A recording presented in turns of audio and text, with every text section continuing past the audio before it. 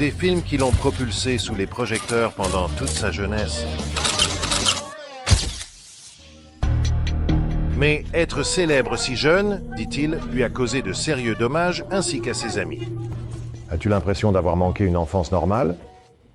Quelle enfance? Je ne sais pas ce que cela signifie. Une enfance perdue et une perte d'innocence.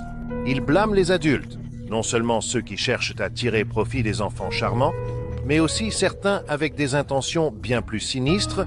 Je peux vous dire que le problème numéro 1 à Hollywood était et sera toujours la pédophilie. C'est le plus grand problème pour les enfants dans cette industrie. Le casting couch s'applique même aux enfants. Oh oui, pas de la même manière, tout se fait sous le radar. Personne ne parle de pédophilie. C'est le grand secret. Et c'est répandu? Oh oui, j'étais entouré par eux quand j'avais 14 ans. Entouré. Littéralement, je ne le savais même pas. Ce n'est que lorsque j'ai été assez vieux pour réaliser ce qu'ils étaient, ce qu'ils voulaient et de quel genre de personnes il s'agissait, que je me suis dit « Oh, mon Dieu, ils étaient partout, comme des vautours. » Des vautours, que Feldman dit l'avoir abusé, lui et son meilleur ami, le défunt acteur enfant Corey Haim, son costard dans The Lost Boys. Feldman dit que le traumatisme de cette pédophilie a contribué à la mort de Haim. Il y a une personne à blâmer pour la mort de Corey Haim, et cette personne se trouve être un magnate d'Hollywood. Et cette personne doit être exposée, mais malheureusement, je ne peux pas être celui qui le fait. Mais la personne qui sait qui l'a fait et sait qui il est, regarde en ce moment, je vous le garantis. Oui, il y avait un cercle d'hommes plus âgés qui s'entouraient de ce groupe d'enfants, et ils avaient tous soit leur propre pouvoir, soit des connexions avec un grand pouvoir dans l'industrie du divertissement.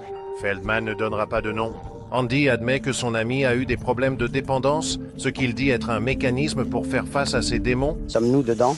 En 2008, les deux Corey se sont confrontés dans leur émission réelle à propos du sombre passé qu'ils partagent. Tu m'as laissé me débrouiller dans ma vie, mec.